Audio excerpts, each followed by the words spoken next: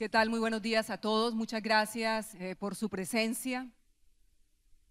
Realmente es una ocasión extraordinaria para detenernos y repensar en nuestras posibilidades, en nuestras potencialidades y sobre todo en este escenario tan propicio. Yo quiero solicitarle un minuto a los panelistas y también, por supuesto, a todos los asistentes a este evento, porque sin lugar a dudas en esta jornada estaría aquí con todos ustedes una persona muy querida para la familia del Heraldo, nuestra editora de economía Lupe Moutón, con quien muchos de ustedes a lo largo de muchos años construyeron una relación profesional.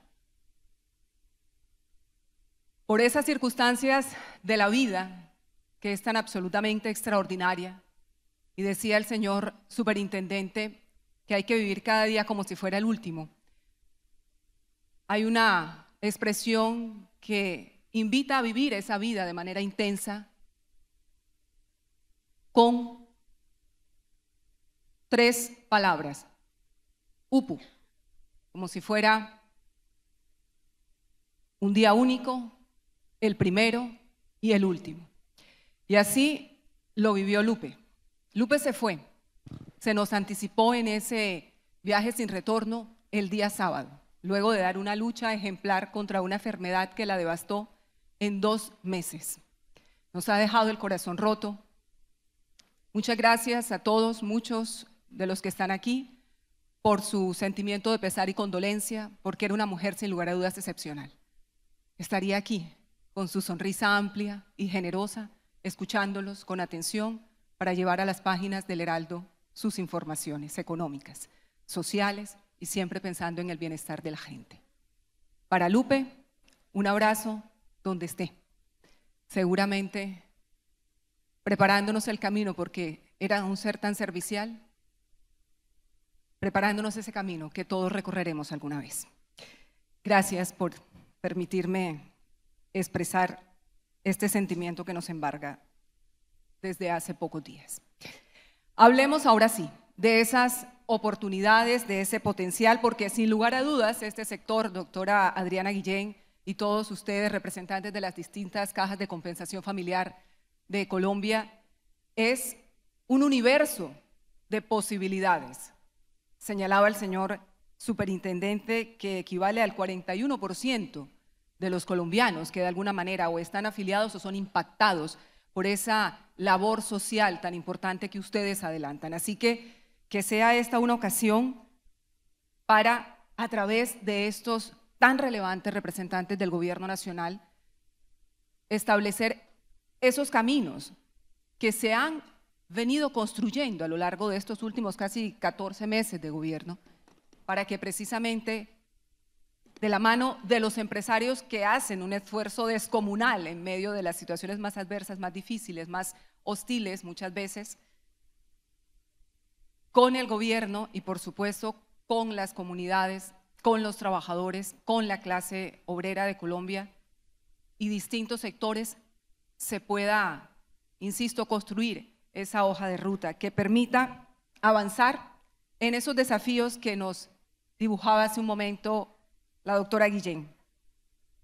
Productividad laboral, cómo mejorarla, cómo avanzar en esa inserción tecnológica, señor ministro, para cerrar tantas brechas alrededor de situaciones complejas e innovar. En últimas, es el trabajo que han venido adelantando justamente en el Ministerio de cara a lo que es Ministerio de Industria, Comercio y Turismo, alrededor de cómo reindustrializar al país, que es totalmente transversal a los distintos sectores y por supuesto de la mano de uno que es fundamental, que ha sido el gran motor de desarrollo sostenible de Colombia, que es la vivienda. Así que yo quiero escucharlos porque son muchos esos desafíos, son muchos esos retos para tratar de avanzar y de ofrecer resultados, articulando por supuesto el liderazgo de las cajas de compensación familiar de Colombia. Le planteaba, señora ministra de Vivienda, el superintendente, un pacto por la vivienda a partir de los subsidios. ¿Cómo se imagina ese aporte de la vivienda que está en este momento pasando una circunstancia compleja, con una caída significativa, en algunos casos aquí en el departamento del Atlántico de más del 60%, pero que evidentemente se han venido tomando acciones. Lo escuchábamos en los últimos días, un aporte de 2.5 billones de pesos para reactivar todo este sector, porque la clave, Adriana, ejecutar, ejecutar, ejecutar para poder avanzar. Señora ministra de Vivienda, doctora Catalina Velasco, desde el Ministerio de Vivienda, con las cajas de compensación, cómo seguir generando crecimiento, riqueza y, por supuesto, desarrollo socioeconómico, en últimas, mejores oportunidades para todos los colombianos. Muy buenos días.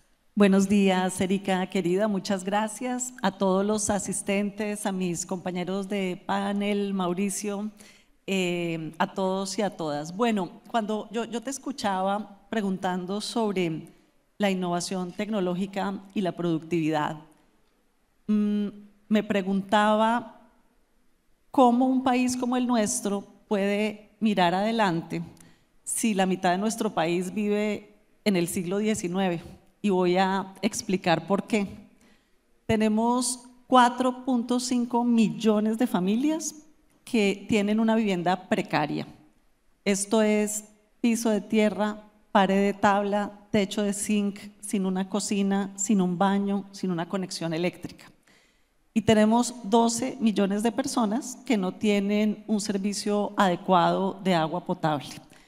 Y por supuesto, La Guajira, que la señora presidenta lidera la discusión alrededor de proveer 20 litros diarios de agua potable a la comunidad guayú, y este país por décadas, por siglos, no ha podido cumplir con eso. Creo que mirar adelante exige primero poner adelante a quienes han estado atrás durante tanto tiempo. Y esa es una primera política en la que se concentra este gobierno. Tú me hablabas de los subsidios de vivienda, el programa Mi Casa Ya, un programa extraordinario que ha ofrecido desde el año 2015 hasta el 2022 265.000 subsidios para construcción de vivienda nueva en las ciudades, y que en este año se ha hecho un esfuerzo inmenso. Tenemos 200.000 subsidios de vivienda nueva en el plan de desarrollo, 1.25 billones de pesos en adición para subsidios en esta vigencia, 37.000 subsidios asignados en este año ya. Y eso realmente es importante para llevar adelante a las familias que están atrás, pero también en este momento fundamental donde sabemos que la economía se enfría por razones macroeconómicas, tasa de interés, tasa de inflación, elevación de los precios de los insumos, una situación global, una situación macroeconómica, y la vivienda se convierte en un motor de la reactivación. Para venir acá preparábamos con el señor viceministro las últimas cifras de Mi Casa Ya, y encontramos una cifra que me sorprendió gratamente.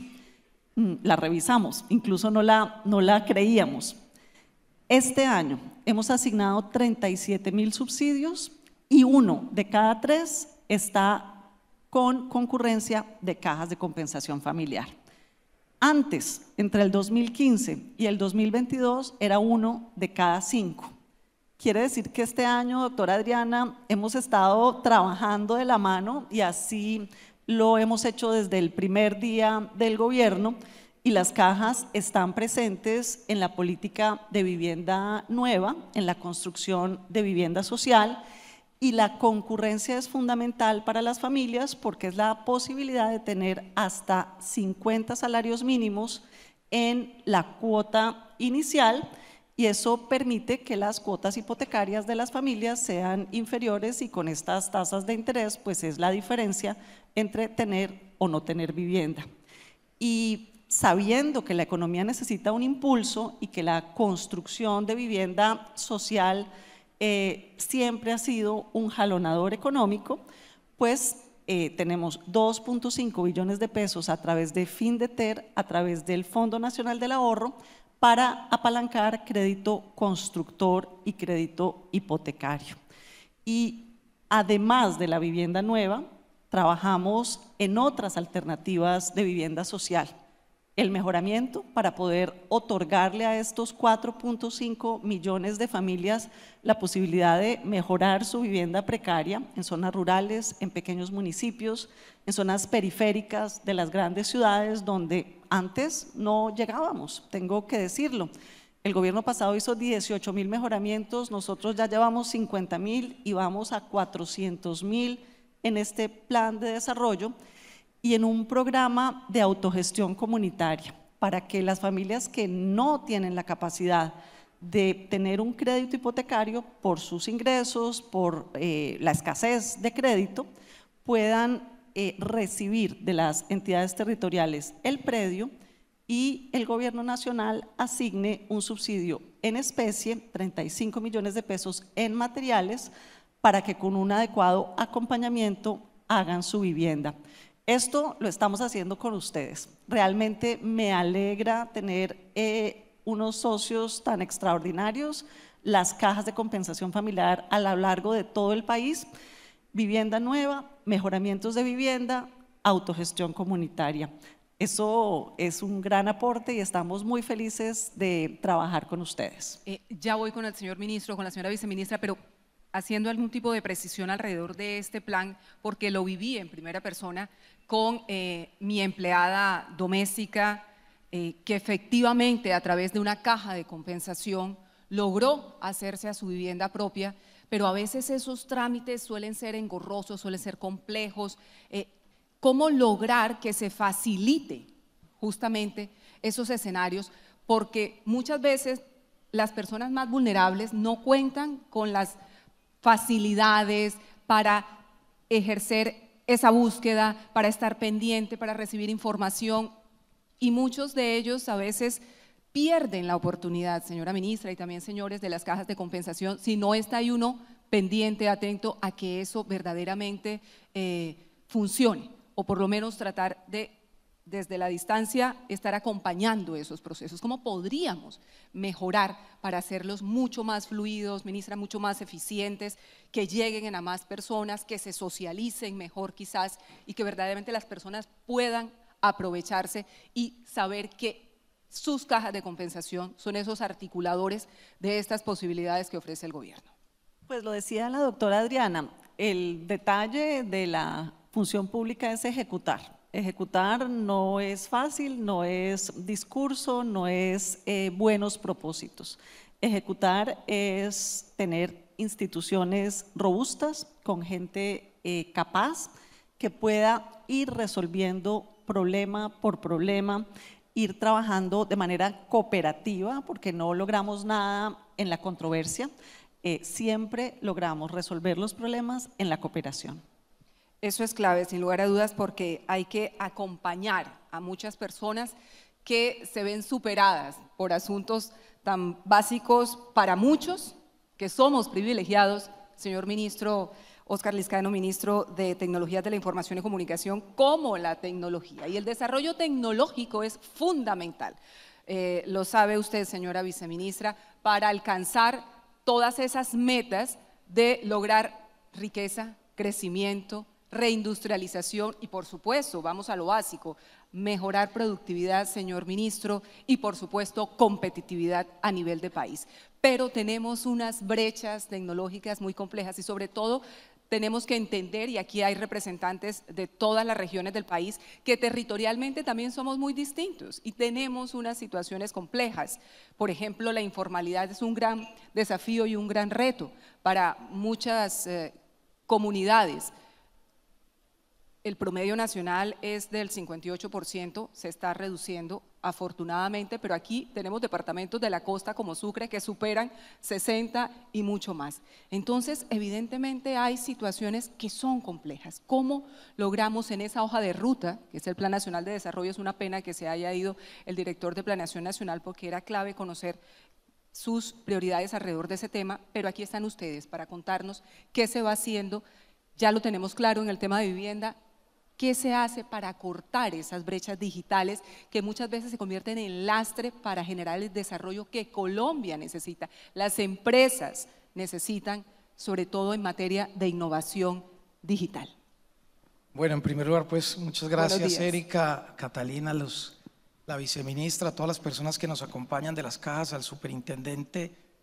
Lo primero que hay que decir es que Colombia está, digamos, en una trampa de ingreso medio, es decir, Colombia es un país que tiene ingreso per cápita al año de $7.000. Si uno lo compara con otros países de la región, por ejemplo, como Chile, que tiene 14.000, o si uno se va a Estados Unidos, que tiene más o menos 54.000, o Singapur, que es un país de base tecnológica que tiene 64.000, pues uno lo que se tiene que preguntar es cómo Colombia puede salir de esa trampa de ingreso medio. Y la pregunta es, y la respuesta es muy sencilla, es tecnología, reindustrialización. Nosotros estamos preparando un COMPES con el ministro Umaña, y parte de ese COMPES, la base muy importante de ese COMPES, pues es fundamentalmente la digitalización. Y para lograr eso, pues el ministerio tiene 3 objetivos. El primero, conectividad. Colombia es un país con muy baja conectividad, solo 60% del país tiene conectividad. O sea, todo el mundo tiene un celular, hay más celulares que personas, pero no significa eso que todas las personas tengan acceso a internet. De hecho, incluso la velocidad promedio en el mundo es más o menos de descarga de 45 megabits, y Colombia tiene más o menos un promedio de 15 megabits de promedio de descarga. Un país como Arabia Saudita tiene 205. Entonces, si este país realmente quiere dar ese salto en reindustrialización, en empleo, pues primero tiene que conectar. Y lo que estamos haciendo el ministerio es pasar del 60 al 85%, con obligaciones de hacer, bueno, no va a entrar en mucha profundidad, con inversión pública. Se duplicó la inversión de conectividad del gobierno para el próximo año, con comunidades de conectividad. El segundo elemento en el que estamos trabajando es ecosistemas de innovación, y es cómo hacer una transformación realmente tecnológica. Una empresa que tiene base tecnológica tiene un ROI de 6, o sea, un retorno a la inversión de 7 veces mayor de una empresa que no tiene base tecnológica. Y esa base tecnológica, como la está viendo el gobierno hoy, pues está fundamentalmente basada en un concepto que es inteligencia artificial. Hoy empresas, organizaciones, Estado, veníamos en el avión hablando de inteligencia artificial con los ministros ayer, y un gobierno, un Estado, empresas que no se apropian de la tecnología de inteligencia artificial, pues realmente son empresas que van a empezar a decaer. Hay cientos, miles de estudios que demuestran que las empresas que no inviertan, o las organizaciones que no entren en inteligencia artificial, pues van a empezar a decaer. Y el gobierno, y desde el ministerio tenemos un laboratorio de inteligencia artificial, estamos trabajando fuertemente en hacer transformación tecnológica, y allí pues estamos trabajando en ese tema. Y el tercer elemento, desde el que el ministerio está fundamentalmente trabajando, es el tema de educación digital. Nosotros tenemos que convertirnos verdaderamente en un país pues que se apropie de la tecnología, porque no es solo tener internet, no es solo tener los dispositivos, sino saber de estos temas. Y ahí tenemos en este momento, por ejemplo, 450.000 becas abiertas con la distrital. Tenemos bootcamps que estamos montando en este momento. Tenemos diferentes cursos cortos, medianos, largos para inteligencia artificial, analítica de datos, arquitectura de la nube, programación, blockchain, etcétera, donde simplemente cualquier colombiano que quiera ingresar pues puede tomar todos estos cursos virtuales y presenciales para cumplir esos 3 objetivos de que la tecnología, Erika, sea realmente la base de la reindustrialización. O sea, solo con esto termino, reindustrializarnos como hace 60 años es muy complicado. De hecho, hay profesores como Rodri que dice que es muy difícil que un país que pierda la industria la vuelva a volver a construir. La única forma realmente de reindustrializarse hoy no es con las máquinas de hace 20 años, no es haciendo otra vez camisas, o sea, digamos, no lo vamos a lograr, aunque hay que hacerla. Lo que hay que hacer realmente es reindustrializarse, es realmente pasar a una economía digital con programación, con aplicaciones, con hardwares diferentes. Esa es la verdadera reindustrialización que un país puede lograr, y es la única forma como Colombia puede pasar de una trampa de ingreso medio. Esa palabra de la trampa es muy interesante que usted plantea, o esa expresión, entre otras cosas porque sin lugar a dudas necesitamos formarnos para reforzar el talento local como una de esas plataformas para mejorar productividad, de paso competitividad y avanzar hacia esa meta que se plantea el gobierno, que es reindustrializar a partir de ser, evidentemente, lo que aún estamos lejos de ser, una economía del conocimiento, que hay que construir precisamente con esos caminos que usted ha plantado, señor ministro. Pero le planteo yo lo siguiente, y ustedes lo sabrán mejor que yo, del 1.700.000 empresas que existen en Colombia, si no estoy mal, el 85% son pequeñas, son pymes o pequeñas empresas o microempresas, que en ese momento, frente a lo que mencionaba la señora ministra de Vivienda, están afrontando una situación de no tenemos capacidad para innovar, no tenemos cómo lanzar nuevos productos, no sabemos muy bien qué vamos a hacer. ¿De dónde van a sacar recursos precisamente para formarse, para apostar por ejemplo, para hacer marketing digital, que evidentemente estimule sus ventas, los haga crecer, los haga proyectar mucho más, llegar a nuevos mercados en últimas, si efectivamente están en esa dicotomía de lo poquito que tengo lo invierto es para subsistir, para hacer subsistir el negocio? ¿Qué le está ofreciendo el gobierno en esa materia a esas pequeñas empresas que son las que construyen el tejido empresarial del país y obviamente dan trabajo? No, de acuerdo. Lo primero que hay que decir, algo que tú acabas de decir, es que si uno coge los últimos 10 años de Colombia, la productividad total de los factores, Colombia ha decrecido en 0.35%. 0.35%. Quiere decir que nosotros no somos más productivos que hace 10 años, sino que somos menos productivos que hace 10 años. Y la base de la economía es la productividad. Si no somos más productivos, pues no somos más competitivos, no exportamos más, bueno, etcétera. Entonces, es muy importante que la única forma, insisto, de ser productivos es a través de la tecnología. En el tema nosotros de transformación digital, nosotros estamos en América Latina en términos, digamos, de grandes empresas, pues digamos después de México, después de Argentina, después de Brasil, muy cerca a Perú, pero en términos de pymes, que es lo que tú acabas de decir, que es la mayoría del tejido empresarial, estamos supremamente mal. Las pymes hoy en Colombia no hacen realmente, casi muchas de ellas no hacen transformación digital, están todavía muy atrasadas en el tema de transformación digital en Colombia, ni que hablar de temas de ciberseguridad, donde una pyme le hacen un hackeo y se quiebra, porque le puede costar 60 o 70 millones una sola atención de un tema de ciberseguridad. Entonces, ¿qué está haciendo el gobierno? Pues, digamos, toda la política pública que estamos haciendo. Por ejemplo, tema de inteligencia artificial, tenemos un convenio con Acopi, porque la inteligencia artificial le puede ayudar a las pymes a ser mucho más productivas, no tienen que desarrollar inteligencia artificial, simplemente tienen que apropiarla, como usar Excel o usar Microsoft Office, cualquier cosa de esas. Tenemos un programa, por ejemplo, muy importante de tenderos, que de hecho lo lanzamos la otra semana. 10.000 tenderos en Colombia, el gobierno les va a hacer toda la transformación digital, desde formarlos, entregarles el hardware, enseñarles a vender digitalmente, que se llama Tu Tienda en Línea. Lo lanzamos el otro martes en Bogotá, en Engativá. Llevamos trabajando durante 4 meses, 10.000 tiendas que se van a… nacional, claro. Sí, es nacional, 10.000 tiendas que vamos a ayudar. Tenemos este convenio que estamos trabajando con Acopi Antioquia de inteligencia artificial, y casi que toda la oferta, digamos, institucional del ministerio, conectividad, ecosistemas de innovación, y está muy focalizada a economía popular, porque es una de las ejes del gobierno, y a los pequeños y a los medianos. Ahí estamos trabajando fuertemente. Tenemos pues fondos, digamos, estamos creando un fondo con Bancoldes. Tenemos apps.com, que es del Ministerio de Comercio, que nosotros lo ayudamos a financiar, pues le ponemos recursos, en el cual a través, y ya con eso termino, de un programa que se llama Potencia, que es el que tiene el Ministerio, donde articula la innovación de los grandes, los pequeños y los medianos, pues les ayudamos a desarrollar las iniciativas, los productos, y terminamos ayudándolos a financiar en muchos de los proyectos. Es importante que esta información salga de aquí. Muchas veces yo vengo a estos eventos y siempre concluyo lo mismo. Y el presidente lo dice muchas veces, es que no se comunica, pero ni este gobierno ni otros. Hay que poder contar las cosas, porque muchas veces la gente no las conoce y el que no sabe es como el que no ve.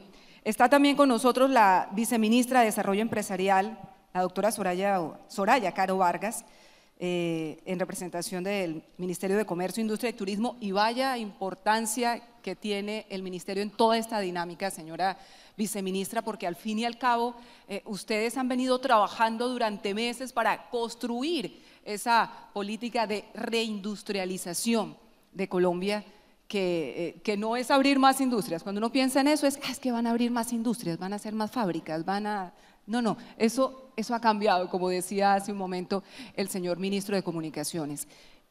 ¿En qué se están ocupando? Es que leyendo todo lo que han venido haciendo y es impresionante, pero sobre todo es absolutamente desafiante. Por algo hay que empezar, porque la meta no es poca. Miren, crear riqueza, reducir desigualdades, crear empleos productivos y evidentemente para todo eso se necesitan muchos recursos, pero sobre todo algo que también falta, casi que como comunicar, la articulación entre todos los sectores, sobre todo entre lo público y lo privado, porque es que el gobierno solo no puede y tampoco los empresarios solos lo van a lograr. ¿Qué se está haciendo en este momento? Bienvenida a este conversatorio y un saludo para el señor ministro Umaña. Un saludo para todos y todas. Muchas gracias, Adriana, por esta invitación. Efectivamente, el ministro Umaña les envía un caluroso saludo, además porque el sistema solidario y las cajas de compensación van a jugar un papel importantísimo en la política de reindustrialización. Pero déjame aclarar una cosa primero. No son 1.500.000 empresas, son 6 millones de empresas las que tenemos que atender y a las que tenemos que llegar, formales e informales. Caracterización que para el diseño de la política de reindustrialización no se tomó más, porque si hacemos referencia a lo que planteaba el señor ministro en el sentido de tener una correlación con la forma como a nivel internacional se mueve la dinámica económica y sobre todo el desarrollo industrial, el desarrollo empresarial, en los países desarrollados y en los países emergentes, por ejemplo en Asia, no se habla de empresas formales y formales, porque resulta que hay procesos de deformalización que están teniendo lugar como consecuencia de la implementación de tecnologías de información. Entonces, el primer problema al que nos enfrentamos cuando estábamos diseñando la política de reindustrialización, porque ya está en curso y ya se está implementando, fue eso. Entender cuáles son las nuevas formas de relacionamiento laboral, y son distintas. Entender cuáles son las nuevas formas de relacionamiento social, y son distintas. Y si no logramos entenderlas, pues no podemos desarrollar los instrumentos que necesita la población pues para crecer, para generar empresa, para innovar, porque nos estamos moviendo en un escenario distinto al que el empresariado y sobre todo la economía popular están demandando. ¿Y a qué me refiero con economía popular? Desde el punto de vista, desde lo que le corresponde al Ministerio de Comercio, Industria y Turismo, que es el tema empresarial. Me refiero a las unidades productivas que generan riqueza. Hay otro tipo de economía popular, que es una economía popular de subsistencia, que claramente el Estado también tiene que atender. Pero desde el punto de vista del Ministerio, como rector de la política de comercio, de industria y turismo, pues tiene que atender 6 millones de empresas. Y en ese orden de ideas, ¿qué tiene que hacer? Pues tiene que identificar en primer lugar cuáles son las falencias en materia de productividad, que son inmensas como aquí se ha planteado, de sofisticación de la oferta, porque nuestra oferta es bastante precaria, de diversificación de la producción, porque no lo hemos hecho, y sobre todo de mirar niveles de internacionalización, pero no hablando de importaciones y exportaciones, sino de internacionalización de nuestros territorios.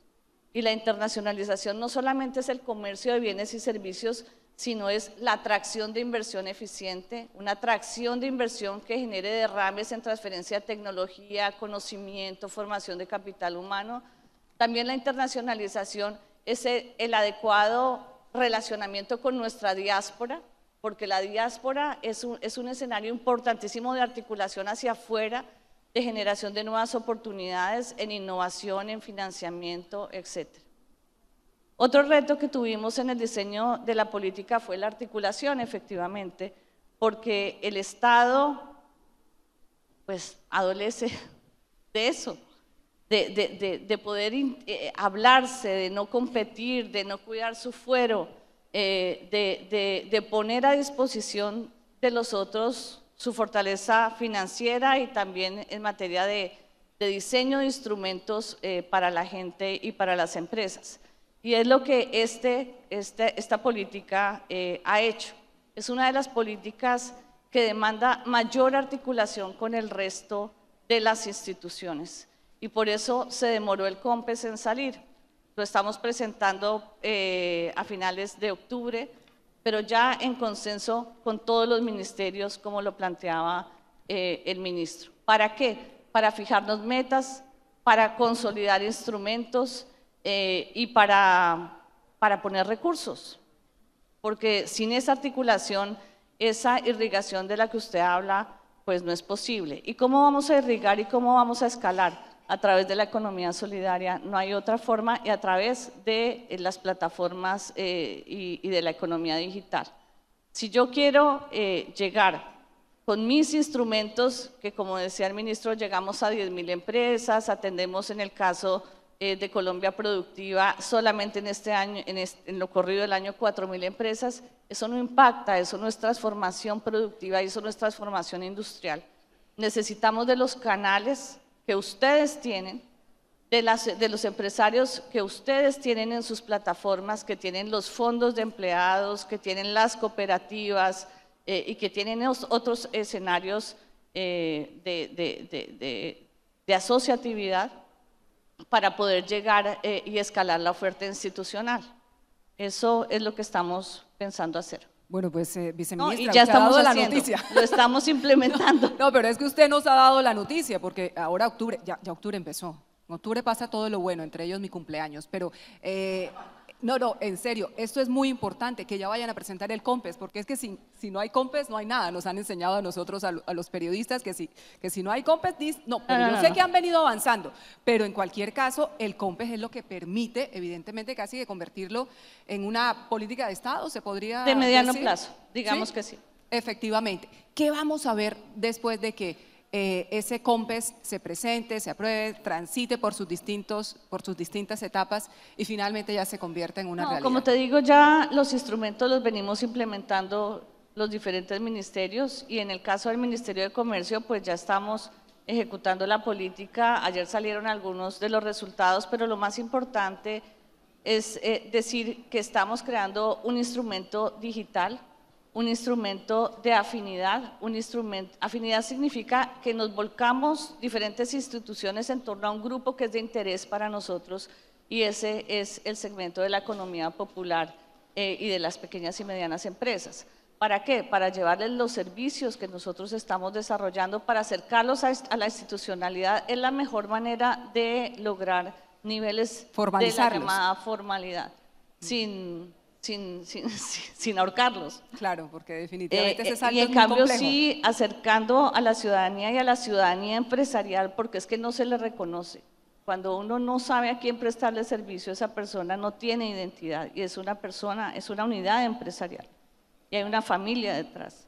¿Qué tipo de servicios? Servicios financieros, créditos a muy bajo costo, con garantías de confianza, que es una garantía de confianza que nosotros los estamos formando para que puedan acceder de manera responsable a un crédito que fomente además la economía solidaria, a microseguros, un servicio que no está presente en la economía nacional, en el aparato productivo nacional, porque las aseguradoras le tenían mucho miedo al desarrollo de ese tipo de seguros. Ahora estamos trabajando con Fasecolda para ese efecto. El tema de las microfinanzas, que quizá porque como son micro, entonces nadie le para bolas, pero realmente es muy importante y clave. La señora viceministra toca unos temas que son esenciales, porque ustedes bien lo saben, Colombia no es Bogotá, Colombia es un país de regiones.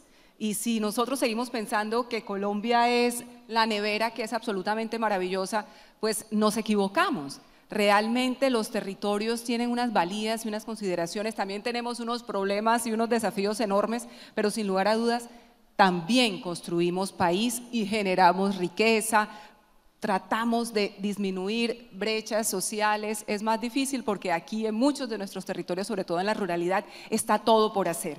Pero entonces yo le pregunto a la señora ministra de Vivienda, al señor ministro de Comunicaciones y también por supuesto a la señora viceministra, ¿cómo construir desde lo micro?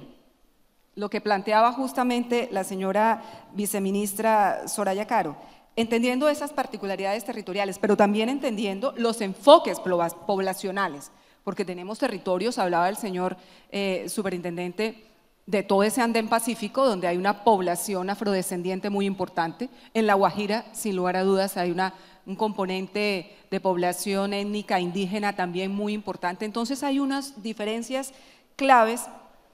Muchas veces perdemos el enfoque de género, que también es fundamental dentro de la construcción de todo este tipo de políticas y que evidentemente les interesan también a las cajas de compensación buscando ese bienestar social de las distintas poblaciones y de las distintas realidades. Señora ministra. Muchas gracias. Me gusta mucho esa pregunta porque lo hemos venido reflexionando y también haciendo desde hace décadas. Si ustedes revisan en 3 aspectos de la competencia del Ministerio de Vivienda, quiero poner un ejemplo. Prestación del servicio de agua potable. Desde la Ley 142, una fortaleza de toda la sociedad volcada en las empresas de servicios públicos que prestan un buen servicio en las ciudades y avanza de manera importante. ¿Y quién le presta el agua potable a las veredas, a los pequeños municipios, a las zonas periféricas de las grandes ciudades? Los acueductos comunitarios. Hay en Colombia, según las redes de acueductos comunitarios, las organizaciones, 35.000 organizaciones comunitarias de agua que prestan el servicio. Y sabes, en la Superintendencia de Servicios Públicos, ¿qué registro hay de acueductos comunitarios? 2.700. 35.000 operando, 2.700 en la superintendencia. ¿Por qué? Porque las leyes, la regulación, la supervisión, la política pública han estado enfocadas durante 30 años a fortalecer las empresas y se les olvidó medio país. ¿Qué estamos haciendo? Fortaleciendo las organizaciones comunitarias de agua y primero entendiendo que no son ni incompletas, ni informales, ni ilegales, son diferentes y pueden existir y pueden seguir trabajando donde están, porque además ni el acueducto de Bogotá, ni EPM, ni AAA van a ir a las veredas que yo he visitado, donde solamente los acueductos comunitarios prestan el servicio. En vivienda, lo mismo. Una gran política de vivienda nueva a través de diferentes programas en cada gobierno y uno ve las estadísticas de del déficit cuantitativo mejorando paulatinamente. Y como les mencionaba anteriormente, las estadísticas de déficit cualitativo cada vez peores. ¿Quiénes construyen la vivienda popular? Las organizaciones comunitarias, las organizaciones de víctimas, las organizaciones de mujeres, las juntas de acción comunal. Y una gran empresa constructora no va a ir a la vereda a mejorarle el piso a un señor que me decía en Timbío, Cauca, hace un mes, con piso de tierra y estaba lloviendo y caían las gotas, yo quiero levantarme de mi cama y que no se me embarren los pies. Esa es la realidad y esa es la otra parte. Y ni hablar de los temas de aprovechamiento, que ahí nos juntamos para la economía circular. Vamos a seguir enterrando basura en los rellenos sanitarios. Ya eso es parte del pasado. Yo cuento una historia que uno no sabe si dolerse o sonreírse, pero llegué a Quibdó y me dice el alcalde, le tengo el superproyecto y es el relleno sanitario regional del Chocó, y yo le digo, alcalde, Por favor, no vaya a hacer eso, eso es de hace 100 años. Hoy en día estamos hablando de otro tipo de cosas. Vale hoy más aprovechar residuos que enterrar residuos. Y eso es un asunto regulatorio.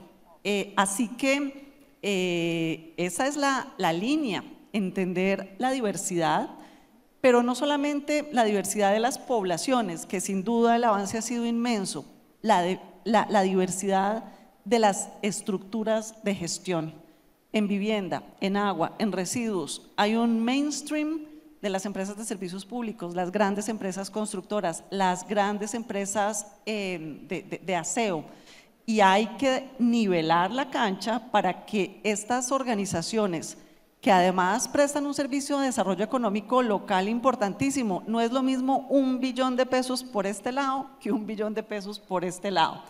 El efecto que tiene sobre el desarrollo económico local, sobre la distribución, sobre la organización comunitaria, sobre el avance en la equidad y en la productividad es inmenso. Entonces, ahí estamos concentrados desde hace tiempo y ya estamos cosechando resultados. Yo ya estoy viendo mejoramientos de vivienda, proyectos de inversión en acueductos comunitarios, organizaciones de recicladores trabajando en ECAS, trabajando en diferentes cosas.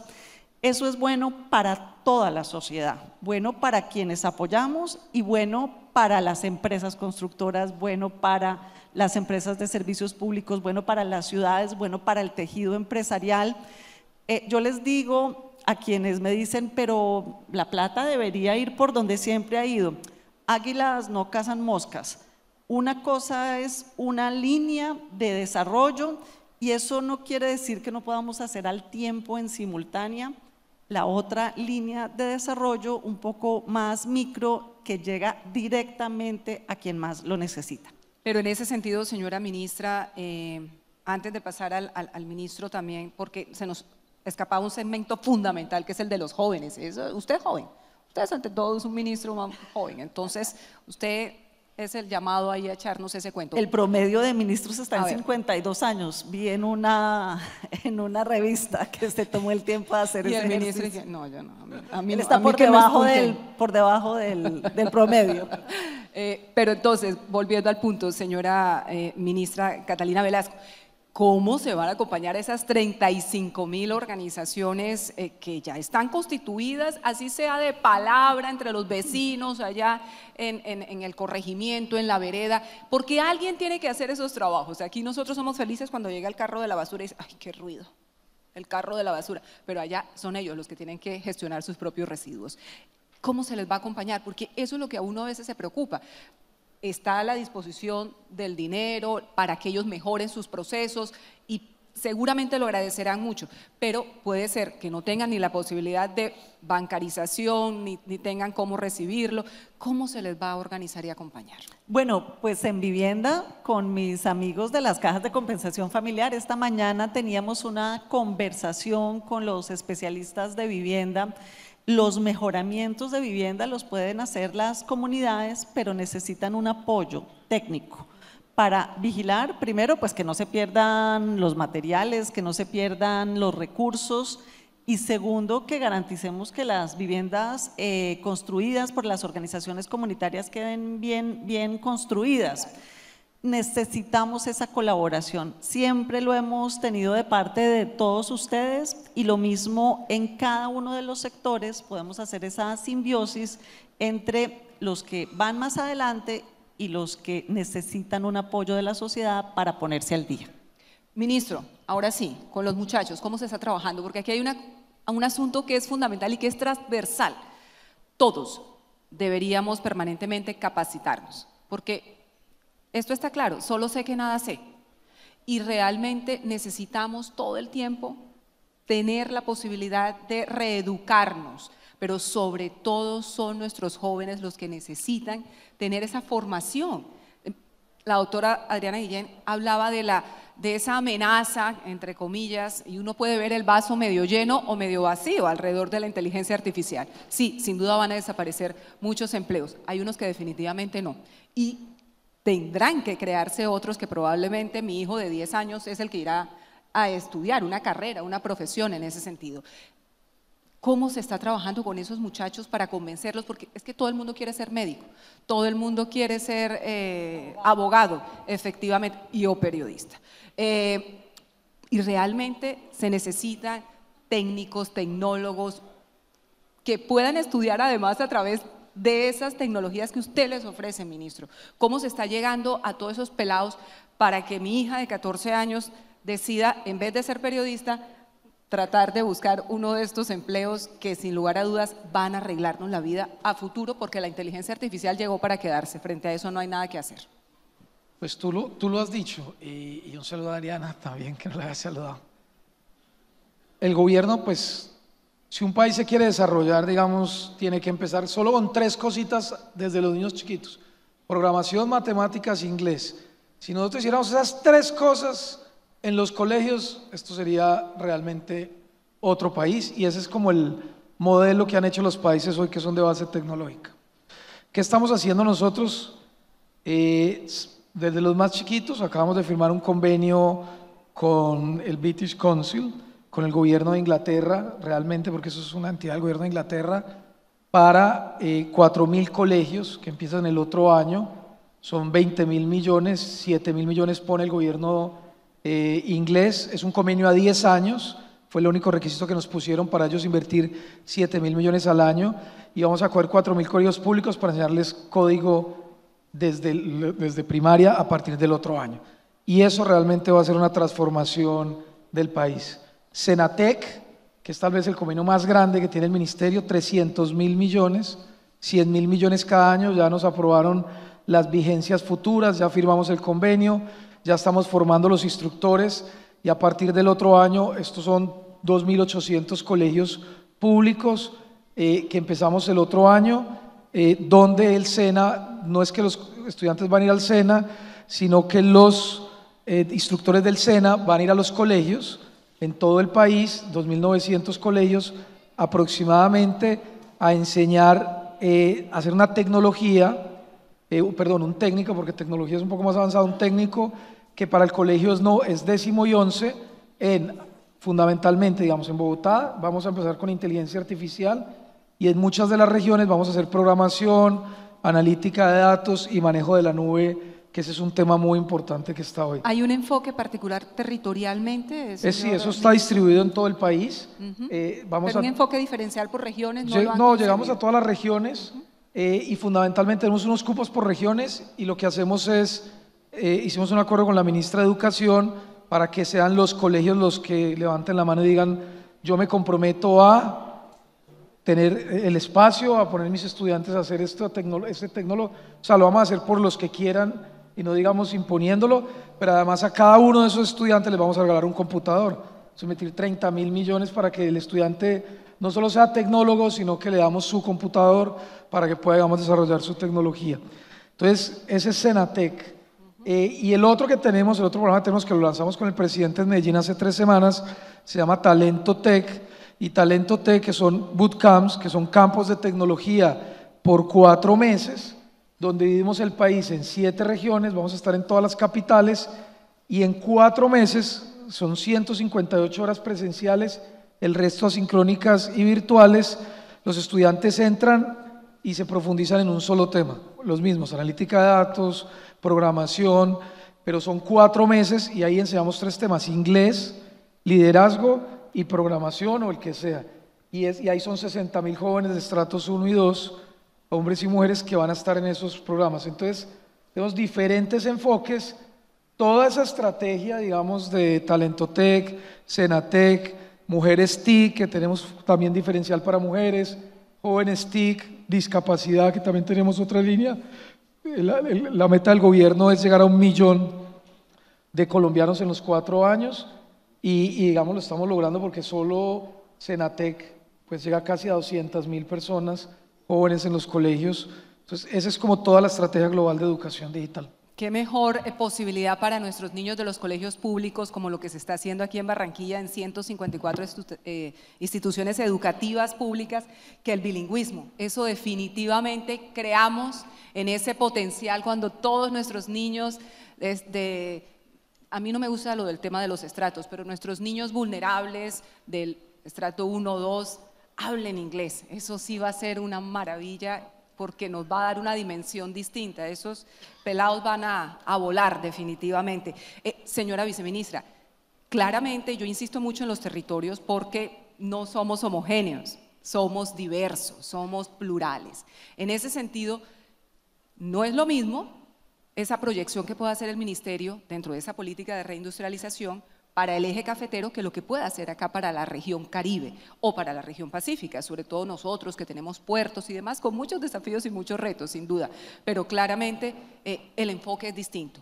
¿Cómo lo están concibiendo para jalonar todo esto que han venido construyendo de la política de reindustrialización? Bueno, cuando llegamos, efectivamente la oferta del ministerio estaba concentrada en las ciudades principales, y a lo largo de este año hemos logrado, después de una priorización hecha al interior de los 3 viceministerios, Comercio, Industria y Turismo, mover toda la oferta hacia los municipios PDI, todas estas regiones que no habían sido atendidas en algunos casos para nada.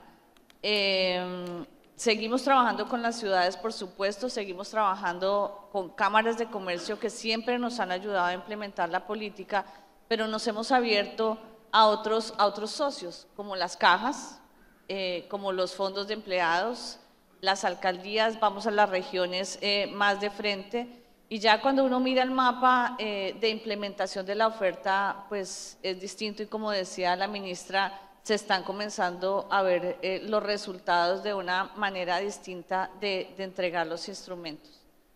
A mí me llama la atención lo planteado por el ministro en materia educativa, porque si el bilingüismo es necesario, y hablo no solamente del bilingüismo en inglés, sino también de ese manejo de los instrumentos tecnológicos. Si el bilingüismo es importante en la gente, en los niños, en los profesionales que se están en este momento formando, en los tecnólogos, es aún más importante en las unidades empresariales. Pero además es un bilingüismo distinto y que al que toca llegar de una manera más innovadora. ¿Qué estamos haciendo en el ministerio? Estamos identificando a esos proveedores que segmentan la manera como se aprende, por ejemplo, inglés. No es el mismo inglés el que necesita un industrial que sale a negociar y que tiene socios internacionales, que el que necesita una persona que está prestando servicios turísticos. Y además es muy limitado el tiempo que tienen para poder aprender. Entonces las plataformas digitales y una cantidad de aplicaciones que en el mundo ahora se ofrecen y a través de las cuales, por ejemplo, los asiáticos aprenden inglés y otras lenguas, es lo que estamos tratando de diseñar e implementar para nuestras unidades productivas. Y en eso pues vamos de la mano con Mintic. Es eso lo que estamos tratando de hacer, segmentar, mirar más hacia las regiones, lo estamos haciendo a través de Colombia Productiva, Impulsa, pero en asocio, pues sobre todo con la economía solidaria. Bueno, estamos cerrando ya este panel, que ha sido muy interesante, porque vemos que se está trabajando con el liderazgo del gobierno, de la mano del sector empresarial, porque definitivamente, doctora Adriana Guillén, hay que derribar unas barreras y hay que construir confianza. Yo creo que la clave es precisamente cómo construimos confianzas y aquí están los señores ministros y la señora viceministra hablando con claridad frente a lo que se está haciendo. Pero ya para irnos quiero pedirle a cada uno de ustedes, nadie es futurólogo, nadie tiene una bola de cristal porque entonces podríamos de alguna u otra manera todos coincidir en el número del baloto y sería complicado. Pero sí es cierto que podemos creer en el futuro a partir de lo que hacemos ahora. Y ustedes están trabajando, nos están contando que están trabajando. Frente a ese potencial sin límites, que es el eslogan de este evento tan maravilloso que nos reúne en la ciudad de Barranquilla. Gracias, doctora Adriana, por haber venido a Barranquilla. Gracias, porque eso también mueve la economía de todas las personas que están aquí trabajando con ustedes. ¿Qué creen que podría pasar al final de este gobierno?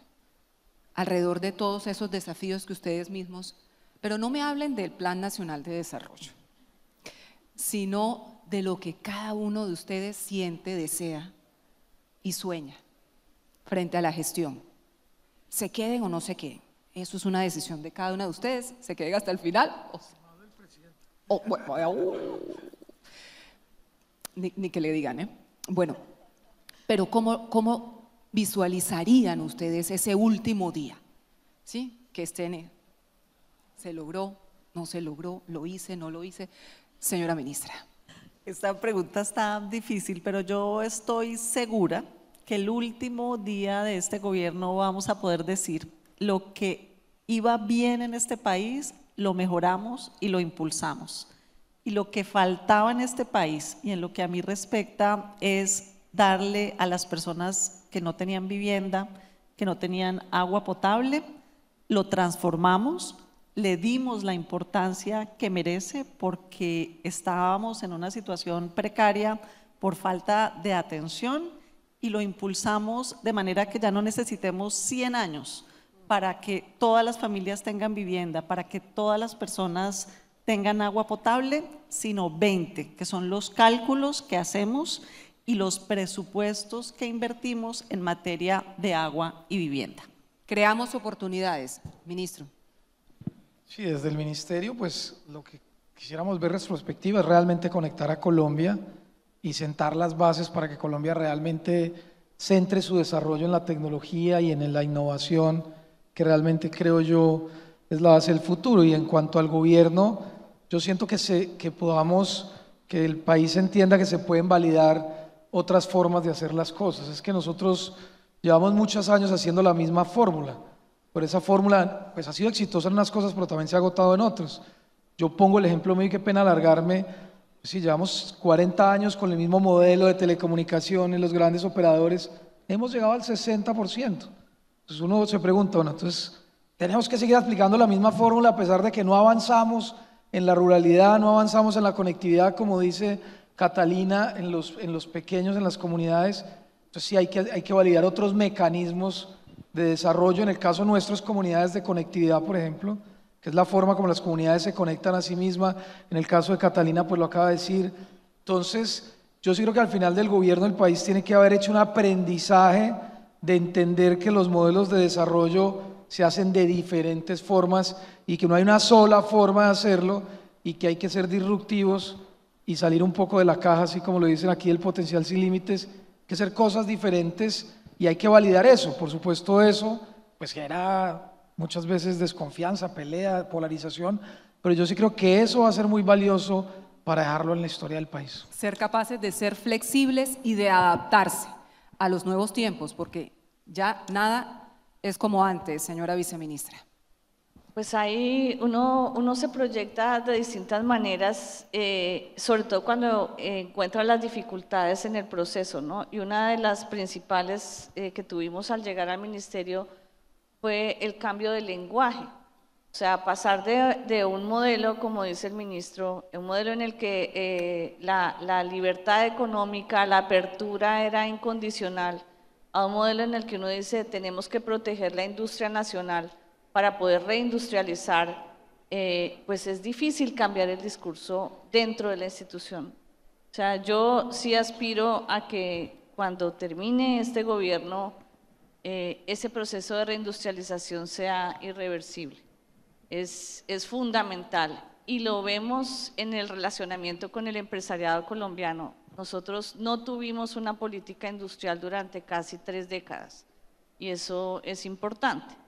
El otro tema al que yo quisiera ver ese último día es minimizar esa tendencia del colombiano a segmentar ese clasismo empresarial, particularmente en el segmento PYME del que yo vengo. Fui vicepresidente de ACOPI durante algunos años y creo que tenemos que superar eso. O sea, somos un país muy clasista, pero además somos clasistas empresarialmente y eso tenemos que superar. A eso yo quisiera llegar, eso quisiera ver. No solo clasistas, también somos machistas, misóginos y una cantidad de cosas, pero eso es otro conversatorio.